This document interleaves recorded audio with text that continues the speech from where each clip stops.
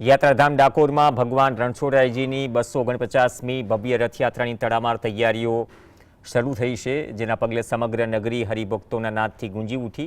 આ પવિત્ર ઉત્સવ પૂર્વે ભગવાન કાળિયા ઠાકરનું વિધિપૂર્વક અધિવાસન કરાશે।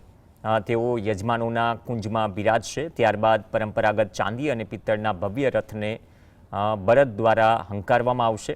નગર ભ્રમણ દરમિયાન સેવકો દ્વારા ઠાકોરજીને જુદા જુદા સ્થાનોએ બિરાજમાન કરી ભક્તિભાવપૂર્વક આરતી અને નૈવેદ્ય અર્પણ કરવામાં આવશે। ભગવાન નગરજનોને દર્શન આપતા 9 કિલોમીટર લાંબી ડાકોર પ્રદક્ષિણા પૂર્ણ કરશે। રથયાત્રાના અંતે ભગવાન પોતાના પત્ની લક્ષ્મીજીને મળીને વિવાહનો પ્રસંગ ઉજવી આદરપૂર્વક પોતાના નિજ મંદિરે પરત ફરશે। અધિવાસનનો સમય સવારના 9 વાગ્યાનો છે, જે ચાંદીના રથ લઈ જવામાં આવશે અને ભગવાન બિરાજમાન થયા પછી તેનું અધિવાસન થશે।